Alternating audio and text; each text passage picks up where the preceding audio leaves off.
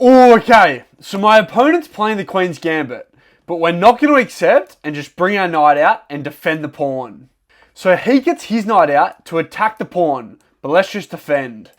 Now, so he brings his bishop out, pinning my knight to my queen, but let's just develop and defend at the same time. Wow, so my opponent takes the pawn in the center, and I'm going to take back, and he probably thinks he's won a pawn given my knight's pinned to my queen, but there's a nice line here that starts with me taking.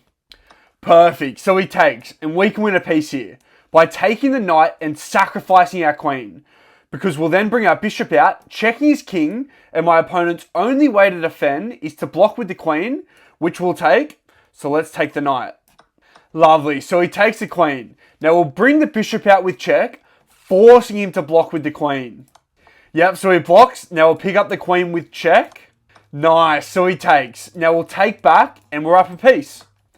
Okay, so he brings his rook to the open file, but let's just push the pawn and defend the knight. So he pushes his pawn, looking to get the bishop out, but both our kings are in the center, so I'm just going to look to castle manually. Now, so he brings his bishop out, threatening to take, give my pawns pinned to my king. So let's move the knight to defend. Okay, so we push the pawn, attacking my knight, but I can just take the pawn with check, then when he moves, I can move back and still defend the knight. Now, so he moves, but now I can actually hop my knight in and fork his rook and king. So let's do it. Nice, so he moves. Let's pick up our rook. And he eventually runs out of time. GG.